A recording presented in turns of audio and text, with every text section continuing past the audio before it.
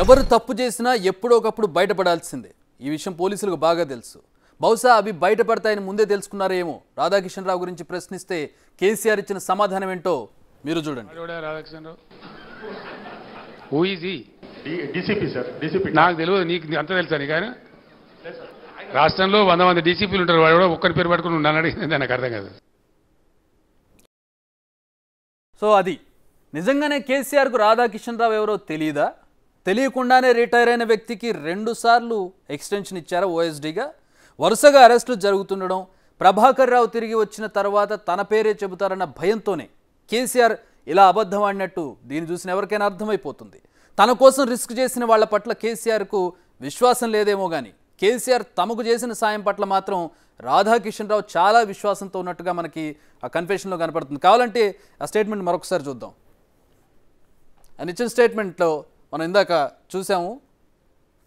ఆయన స్టేట్మెంట్ మొత్తం కూడా పెద్ద ఆయన అనే పదం వాడుతూ ఉన్నారు. కేసీఆర్ అనే పదాన్ని చాలా తక్కువగా వాడుతూ పెద్ద ఆయన అనే అక్కడ ఆయన మాట్లాడే తీరులో కన్ఫెషన్లో కూడా ఆయన రెస్పెక్ట్ను చూపిస్తూ ఉన్నారు. లాస్ట్లో మనం చూడొచ్చు, I owe a lot to Peddaina who had reappointed me 2 times and posted in city task force after my retirement in 2020. Retire అయిన తర్వాత కూడా ఆయన నన్ను 2 సార్లు ఎక్స్టెండ్ చేస్తూ రిక్రూట్ చేసుకున్నారు. దానికి నేను రుణపడి ఉంటాను కాబట్టి ఈ కేసుకు సంబంధించిన వివరాలు ఏవి ఫర్దర్గా నేను చెప్పను. ఆయన లాస్ట్లో ఆయన రుణాన్ని ఆయన ఎలా రుణపడి ఉన్నానో కూడా తెలియజేస్తూ చెప్పారు. ఆయనేమో అంత రుణపడి ఉన్నానంటూ కృతజ్ఞతాభావాన్ని చూపిస్తూ ఉంటే ప్రెస్ మీట్లో కేసీఆర్ ఏమో ఆయన తీసి పడేశారు. సో ఈ ఫోన్ ట్యాపింగ్ వ్యవహారం అంతా కూడా ఫామ్ హౌస్లో ఎమ్మెల్యేల కొనుగోలు వ్యవహారంతో మనకి లింక్ అయి ఉంది. సో ఆ రోజు ఫామ్ హౌస్లో ఏం జరిగింది, ఎమ్మెల్యేల కొనుగోలు వ్యవహారంలో ఏం జరిగిందో ఒకసారి సీన్ బై సీన్ మనం చూసే ప్రయత్నం చేద్దాం. సో అక్టోబర్ 26, 2022 ఏదైతే కన్ఫెషన్లో మనకి ఉందో మనం ప్రస్తుతం చూస్తున్న 26వ తేదీ 2022 ఈ స్పై కెమెరాలు ఎస్ఐబి సమకూర్చినటువంటి స్పై కెమెరాలో రికార్డ్ అయినటువంటి విజువల్స్లో మనం చూడొచ్చు. కొనుగోలు చేయడానికి వచ్చినటువంటి బీజేపీ నుంచి వచ్చినటువంటి వాళ్ళు, అలాగే బీఆర్ఎస్ ఎమ్మెల్యేలు రామచంద్ర భారతి ఫరీదాబాద్ నుంచి, ఈయన స్వామి సింహయాజీ తిరుపతి నుంచి, నందు మీడియేటర్గా ఉన్నారు. మిగతా 3 ఎమ్మెల్యేలు బీఆర్ఎస్ నుంచి పైలట్ రోహిత్ రెడ్డి కావచ్చు, గువ్వల బాలరాజు కావచ్చు, బీరం హర్షవర్ధన్ రెడ్డి, అలాగే రేగా కాంతారావు, ఈ 4 ఎమ్మెల్యేలు అక్కడ ఉన్నారు. సో ఆ రోజు ఇదంతా ఈ వ్యవహారం అంతా కూడా జరిగింది. ఆ రోజు ఎఫ్ఐఆర్ ఒకసారి మనం చూసినట్లయితే ఉదయం 11:30కి పైలట్ రోహిత్ రెడ్డి కంప్లైంట్ ఇచ్చినట్టుగా, 11:30కి ఎఫ్ఐఆర్ కంప్లైంట్ ఫైల్ చేసినట్లుగా పోలీసులు చూపిస్తున్నారు. కానీ ఇది జరిగింది సాయంత్రం. మనం టైం కూడా చూడొచ్చు, సాయంత్రం పూట జరిగింది ఇది.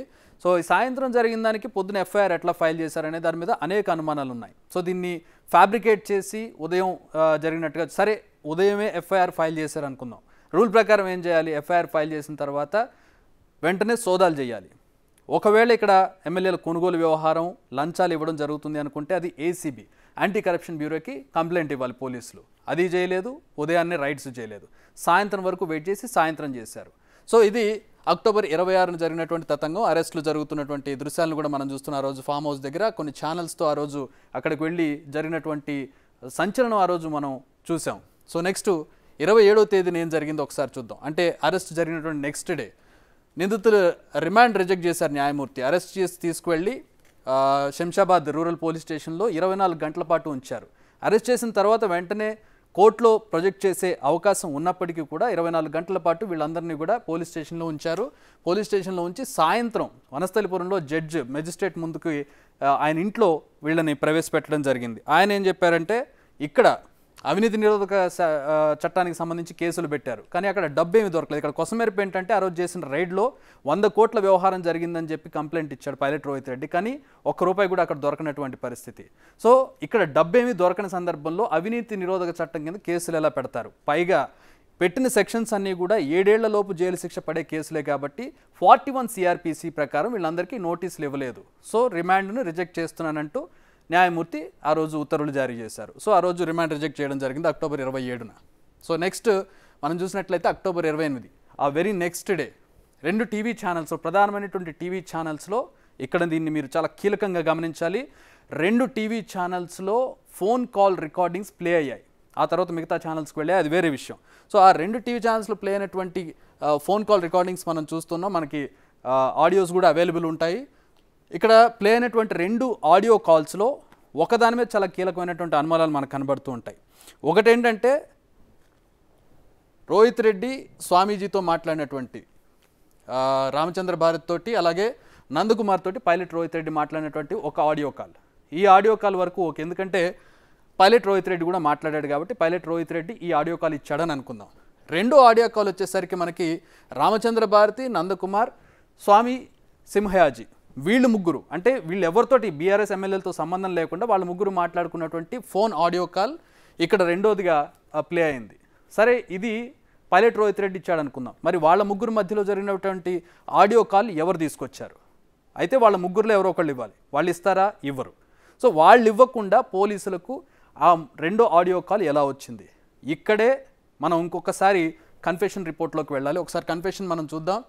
ఇక్కడే మనం ఇంకొకసారి కన్ఫెషన్ చూడాలి.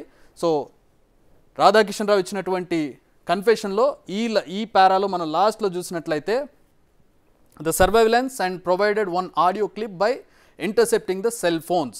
Praneeth did the surveillance and provided one audio clip by intercepting the cell phones. So ఇప్పుడు మనం చూస్తున్నటువంటి ఆ ఆడియో క్లిప్, ఇక్కడ కన్ఫెషన్లో ఉన్నటువంటి ఈ ఆడియో క్లిప్ ఒకటే.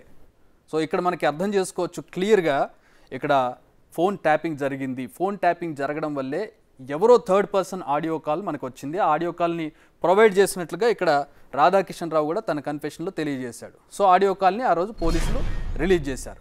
సో సీన్ కట్ చేస్తే కేసీఆర్ ప్రెస్ మీట్కి సంబంధించినటువంటి దృశ్యాలను మనం చూస్తూ ఉన్నాం. కేసీఆర్ ప్రెస్ మీట్ నవంబర్ 3వ తేదీన జరిగింది. వ్యవహారం జరిగిందంతా కూడా అక్టోబర్ 26, 27, 28. నవంబర్ 3వ తేదీన ఫామ్ హౌస్లో వీడియోలను కేసీఆర్ చూపిస్తూ మీడియా మీట్ పెట్టారు. ఆ ప్రెస్ మీట్లో ఆయన వీడియోస్ని కూడా ప్లే చేసి చూపించారు. సో అక్టోబర్ 26, 27, 28 జరిగింది. మనం దానికి సంబంధించిన వ్యవహారం అంతా సీన్ బై సీన్ చూసిన తర్వాత అక్టోబర్ 30వ తేదీన ఈ వీడియో క్లిప్పింగ్స్ని ఎవిడెన్స్గా పోలీసులు కోర్టులో ప్రవేశపెట్టారు అక్టోబర్ 30న. అండ్ నవంబర్ 3వ తేదీన కేసీఆర్ చేతికి వీడియోస్ ఎలా వచ్చాయి? అయితే పోలీసుల దగ్గర ఉండాలి లేదా కోర్టులో ఉండాలి. కానీ ముఖ్యమంత్రి కేసీఆర్ చేతికి ఈ వీడియోస్ ఎలా వచ్చాయి? పోలీసులే ఇచ్చారా, ఇవ్వొచ్చా అనే దానికి సంబంధించి అనేక ఆరోపణలు ఇక్కడ మనకు కనబడుతున్నాయి. సో ఈ వ్యవహారం అంతా ఒక ఎత్తు అయితే, ఇక్కడ మనం ప్రధానంగా గమనించాల్సింది ఫోన్ ట్యాపింగ్ వ్యవహారానికి ఫామ్ హౌస్ వ్యవహారానికి సంబంధం ఉంది. ఫామ్ హౌస్ వ్యవహారం నడిపించిందంతా కేసీఆరే వెనకాల నుండి నడిపించారని చెప్పి తన కన్ఫెషన్లో రాధాకిషన్ రావు చెప్పారు. ఆ వ్యవహారం పారనందుకు, ఏదైతే ప్లాన్ వేశారో ఆ ప్లాన్ పారనందుకు కేసీఆర్ కోపంగా ఉన్నారని కూడా చెప్పి రాధాకిషన్ రావు తన కన్ఫెషన్లో తెలియజేశారు. ఆ రోజు ఫామ్ హౌస్లో ఏం జరిగింది, నిజంగా రాధాకిషన్ రావు చెప్పే దాంట్లో నిజాలు ఏమున్నాయనే దానికి సంబంధించి మా ఇన్పుట్ ఎడిటర్ పవన్ జాయిన్ అవుతున్నారు. దీనికి సంబంధించిన మరిన్ని వివరాలు తెలుసుకుందాం. పవన్, ఇప్పటి వరకు మనం చూసాం, చాలా విపులంగా మనం పూర్తిగా అన్ని విషయాలు కూడా చెప్పాం. యాక్చువల్గా ఆ రోజు ఫామ్ హౌస్కి సంబంధించి ఆ రోజు ఏం జరిగింది, స్పై కెమెరాలు కానీ లేదంటే స్పై కెమెరాల కొనుగోలు కానీ చార్టెడ్ ఫ్లైట్ వీళ్ళు వెళ్ళడం కానీ రాధాకిషన్ రావు చెప్పిన దాంట్లో టెక్నికల్గా ఉన్నటువంటి అంశాలు ఏంటి? చక్రి, ఒకసారి మనం ఎమ్మెల్యేస్ పోచింగ్ కేసు అంటే ఎమ్మెల్యేల కొనుగోలు కేసు వ్యవహారానికి వస్తే నమోదైన ఎఫ్ఐఆర్ని మనం ఒకసారి చూద్దాం. 26వ తారీఖు 10వ నెల అంటే అక్టోబర్ నెలలో 2022, 26 తారీఖున ఈ ఎఫ్ఐఆర్ నమోదు చేశారు. ఈ ఎఫ్ఐఆర్ ప్రకారం తాండూరు ఎమ్మెల్యే పైలట్ రోహిత్ రెడ్డి ఆ రోజు ఉదయం 11:30 పోలీస్ స్టేషన్కి వచ్చారు. ఆయన స్వహస్తాలతో ఒక టైప్ చేసిన కంప్లైంట్ను కూడా ఆయన పోలీసులకు ఇచ్చారు. అందులో చాలా స్పష్టంగా డేట్లు కూడా ఆయన మెన్షన్ చేశారు. ఉదయం 11:30కు ఆయన పోలీసులకు ఈ ఫిర్యాదు ఇచ్చారు. వెంటనే దీన్ని జనరల్ డైరీ అంటే జీడీ ఎంట్రీ అంటారు, జీడీ ఎంట్రీలో వెంటనే నమోదు చేశారు. ఆ తర్వాత వెంటనే ఎఫ్ఐఆర్ కూడా నమోదైపోయింది దీనిపైన. దీనిలో ఏమని రాశారో ఒకసారి చూద్దాం. ఆయన స్వయంగా టైప్ చేసింది, ఇది MLA pilot Rohit Reddy type చేసిన విషయం. దాన్నే ఎఫ్ఐఆర్లో కూడా పొందుపరిచారు. ఎఫ్ఐఆర్లో 3 నిందితుల్ని పెట్టారు. ఎఫ్ఐఆర్ నమోదు చేసింది కూడా 26వ తారీఖు 10వ నెల 2022. అందులో ఎఫ్ఐఆర్లో పైలట్ రోహిత్ రెడ్డి చెప్పిన దాని ప్రకారం సెప్టెంబర్ 26 తారీఖున అంటే కరెక్ట్గా ఒక నెల ముందు తనను కొంతమంది వ్యక్తులు సంప్రదించారు. ఆ సంప్రదించిన వ్యక్తుల్లో ఒక ఆయన ఢిల్లీ నుంచి ఒక స్వామీజీ ఉన్నారు, సతీష్ శర్మ అలియాస్ రామచంద్ర భారతి, ఆయనతో పాటు హైదరాబాద్కి చెందిన వ్యాపారవేత్త నందకుమార్, ఇద్దరు కూడా వాళ్ళిద్దరూ తనను కలిశారు, తనతో మాట్లాడారని ఆయన ఈ ఫిర్యాదులో పేర్కొన్నారు. తను కనుక అటు బీఆర్ఎస్ పార్టీ నుంచి బీఆర్ఎస్ పార్టీకి రాజీనామా చేసి బీజేపీలో చేరి తర్వాత రాబోయే ఎన్నికల్లో బీజేపీ నుంచి పోటీ చేస్తే 100 కోట్ల రూపాయలు ఇస్తామంటూ వీళ్ళు ఆఫర్ చేశారు. నాకు 100 కోట్లు ఇస్తాననడమే కాకుండా మరికొంతమంది ఎమ్మెల్యేలను తీసుకొస్తే వచ్చిన ప్రతి ఎమ్మెల్యేకి 50 కోట్ల రూపాయలు ఇస్తామంటూ వాళ్ళు నాతో చెప్పారు. తాను ఇదంతా కూడా అనెథికల్ కాబట్టి వచ్చి ఫిర్యాదు చేస్తున్నానంటూ ఇందులో ఆయన రాసిన ఫిర్యాదు పత్రంలో రాసి ఉంది. కానీ ఆయనను పైలట్ రోహిత్ రెడ్డిని ఈ బీజేపీ నాయకులుగా చెప్తున్న వాళ్ళు లేకపోతే హైదరాబాద్ వ్యాపారవేత్త నందకుమార్ కలిసింది సెప్టెంబర్ నెలలో. కానీ ఎఫ్ఐఆర్ నమోదైంది అక్టోబర్ నెల 26వ తారీఖు. ఆ రోజు మధ్యాహ్నం 11:30 గంటలకు ఉదయం 11:30 గంటలకు పైలట్ రోహిత్ రెడ్డి ఫిర్యాదు మేరకు ఎఫ్ఐఆర్ నమోదు చేశామంటున్నారు. అదే రోజు సాయంత్రం 6 గంటల సమయం నుంచి ఒక్కసారిగా అటు ఉన్న అన్ని స్క్రీన్ల పైన కూడా అక్కడ ఎమ్మెల్యేలను కొనుగోలు చేస్తూ దొరికిపోయారు. బీజేపీకి చెందిన అగ్రనేతలు, బీజేపీకి చెందిన స్వామీజీలు అంటూ పెద్ద ఎత్తున ప్రచారం జరిగింది. పెద్ద ఎత్తున వందల సంఖ్యలో పోలీసులందరూ కూడా ఫామ్ హౌస్ను చుట్టుముట్టారు. ఇప్పటికే రాధాకిషన్ రావు ఇచ్చిన స్టేట్మెంట్ ఆధారంగా కనుక మనం చూసినట్లయితే మొత్తం 27 కెమెరాలను అందులో ఏర్పాటు చేశారు.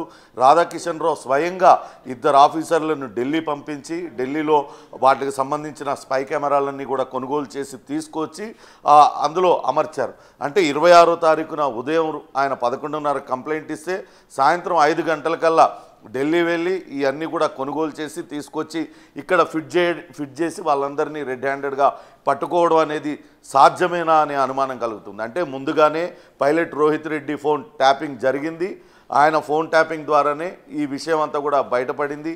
కొంతమందితో ఆయన పార్టీ మారాలనుకుంటున్నాడనే విషయాన్ని బయటపడిన తర్వాతే పైలట్ రోహిత్ రెడ్డిని ఆయన ప్రగతి భవన్కి పిలుచుకొని ఆయన్ని బెదిరించి ఖచ్చితంగా ఇకపై నేను చెప్పినట్లుగా చేయాలి, ఖచ్చితంగా ఈ కేసులో బీజేపీ అగ్రనాయకులు కనుక మనం పట్టుకున్నట్లయితే అటు బీజేపీ మెడలు వంచవచ్చు. ఇప్పటికే 2 ఎలక్షన్లు అప్పటికే 2 ఉప ఎన్నికల్లో గట్టి దెబ్బ బీఆర్ఎస్కి తగిలింది. అటు దుబ్బాక ఉప ఎన్నికల్లో రఘునందన్ రావు విజయం సాధించారు. హుజూరాబాద్ ఉప ఎన్నికలో ఈటెల రాజేందర్ విజయం సాధించారు. మునుగోడుకు కూడా ఉప ఎన్నిక వచ్చింది. అప్పట్లో ఇప్పుడు ప్రస్తుత కాంగ్రెస్ ఎమ్మెల్యే మునుగోడు ఎమ్మెల్యే కోమటిరెడ్డి రాజగోపాల్ రెడ్డి ఆయన బీజేపీలో చేరి బీజేపీ నుంచి పోటీ చేస్తున్నారు. ఈ సమయంలో కనుక మనం ఇటువంటి ఒక వ్యవహారాన్ని తెర మీదకి తెచ్చినట్లయితే అటు బీజేపీని ఇరుకుని పెట్టవచ్చు. అదే సమయంలో లిక్కర్ స్కామ్లో ఇరుక్కున్న తన కుమార్తెను కూడా కొంత రక్షించుకునే ప్రయత్నం చేయవచ్చు. అందుకే ఈ రకమైన ప్లాన్ వేసినట్లుగా రాధాకిషన్ రావు చెప్పారు. ఇప్పుడు మన ఎఫ్ఐఆర్లో కనుక చూస్తే అది రాధాకిషన్ రావు చెప్పి ఈ ఎఫ్ఐఆర్ అంతా కూడా అబద్ధాల పుట్టగా మనకు తేలిపోతుంది. ఎందుకంటే ఉదయం 11:30 గంటలకు ఆయన ఫిర్యాదు చేశారు. కొద్ది గంటల వ్యవధిలోనే 27 కెమెరాలు ఒక ఫామ్ హౌస్లో ఫిట్ చేయడం, అన్నిటికీ ఇచ్చేయడం అన్నీ కూడా ఇదంతా కూడా అనేక అనుమానాలకు తావిస్తుంది. అంతేకాకుండా ఆ రోజు వచ్చిన పోలీసులు 100 కోట్లు దొరికినాయి అన్నట్లుగా పెద్ద ఎత్తున వాళ్ళందరూ కూడా చెప్పారు. అంటే ఇక్కడికి వచ్చిన వాళ్ళు డబ్బులు తెస్తారు, ఆ డబ్బులు పట్టుకుందాం అనే ఆలోచనతోనే అక్కడికి పోలీసులు వచ్చినట్లుగా తెలుస్తుంది. ఇంకోటి అక్కడ సైబరాబాద్ ఎస్ఓటి పోలీసులతో పాటు హైదరాబాద్కు చెందిన పోలీసులు కూడా ఈ స్పెషల్ ఆపరేషన్లో పాల్గొన్నారు. అంటే ఎందుకు అంత ఇంపార్టెన్స్ ఇవ్వాల్సి వచ్చింది? ఖచ్చితంగా సీఎం ఆదేశాలతోనే ఇదంతా కూడా జరిగిందనేది తేటతెల్లమవుతుంది. కేవలం బీజేపీని ఇరుకుని పెట్టడానికి, బీజేపీ అగ్రనాయకుల్ని తన దారికి తెచ్చుకొని తన కుమార్తెను ఈడీ కేసు నుంచి, లిక్కర్ స్కామ్ కేసు నుంచి తప్పించుకోవడానికే ఈ ప్రయత్నం చేశారనేది అయితే తేటతెల్లమవుతుంది.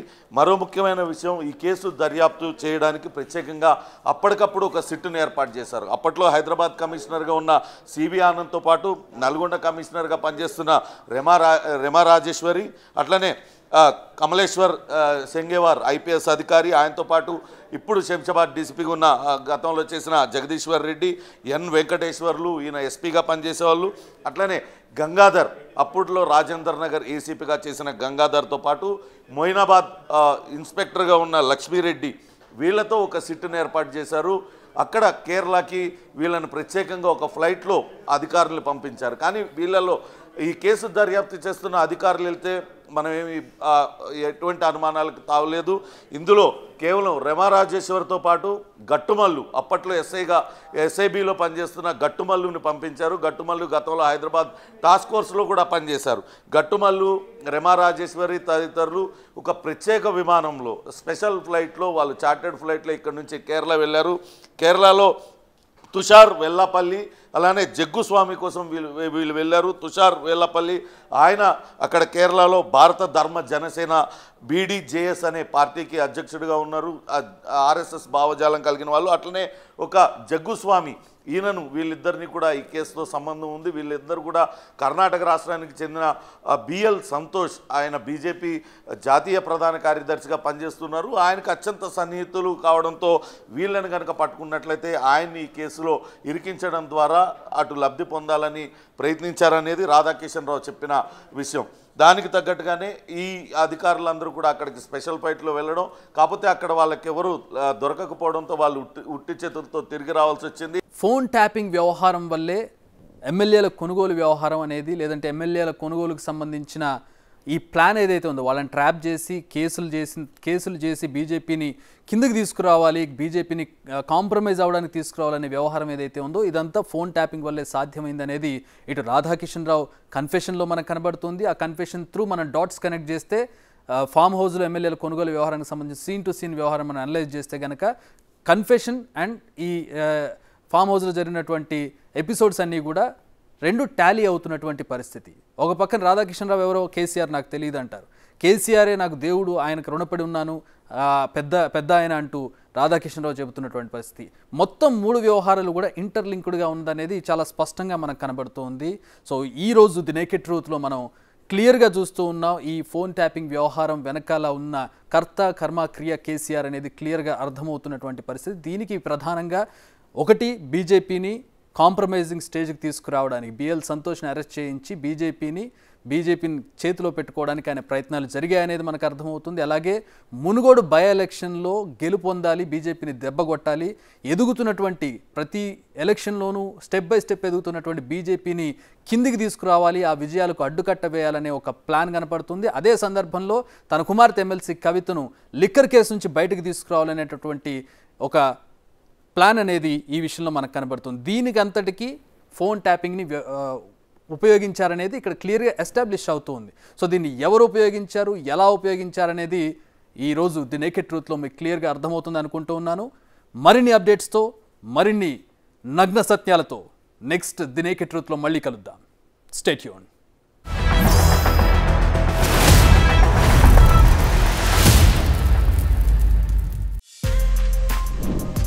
For more videos like this, subscribe Big TV channel.